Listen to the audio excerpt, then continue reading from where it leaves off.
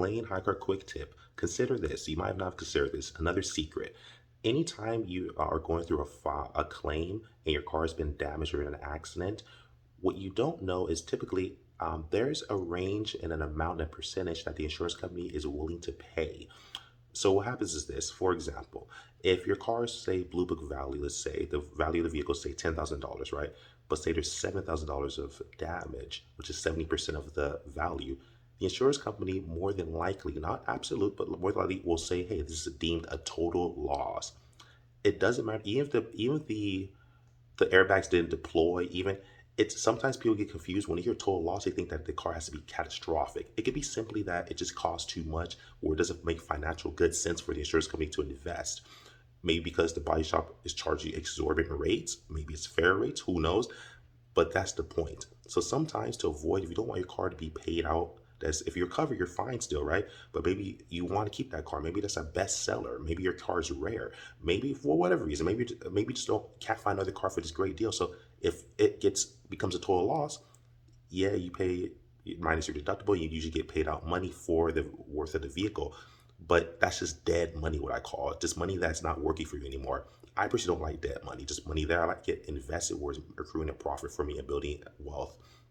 What I would highly recommend, once you find out that it's potentially a total loss, start calling other body shops, give them the appraisal, say, hey, what can you do? And then contact HyreCar and say, hey, why the HyreCar collision, why is this being told loss? They'll say, oh, it's because it's over this amount. And if you possibly get this number, say, hey, what number do you guys need to be able to deem this as a worthy vehicle to be repaired instead of it being total loss, so we can save the car.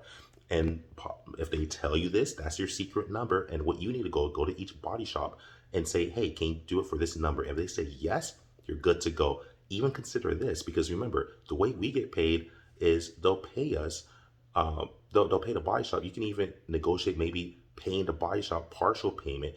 That way you can save your vehicle. So for example, say like maybe the car, the insurance company, you find out HyreCar is only going to accept and pay out maybe up to 5,000, right? But there's maybe $7,000 worth of damage. You could possibly go under if it's worth it to you. This is just look at it as maybe a deductible, pay additional $3,000, and then that way HyreCar only pays the difference, and then you pay the body shop so they bring down the price, and now you just save your car. Or another way to go about it that you think outside the box is actually consider paying the body shop and everything directly. And then what they can do at that point is once you pay them, they bring the price down. So there's two ways you can do it. The first way, you negotiate a price and say, hey, can you repair for this price? This is the price that HyreCar is going to pay out. They're not going to pay anything over this, or it's going to be a total loss. First. Second strategy is that you go through to the body shop directly. You pay them so the difference to bring it under that threshold number, so that it could be approved, and you just take that, you just eat the bullet basically. But that's because you feel the car is going to make that money back to you.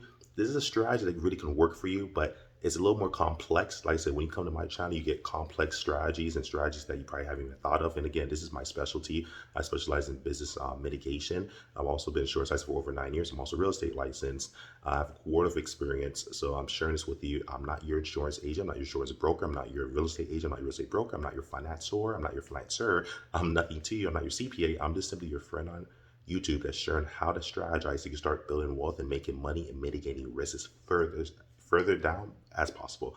Love you guys. Follow the channel, subscribe to the channel, like the video, share the channel, like, subscribe, share. Follow my Instagram, Conrad, Conrad out. Peace.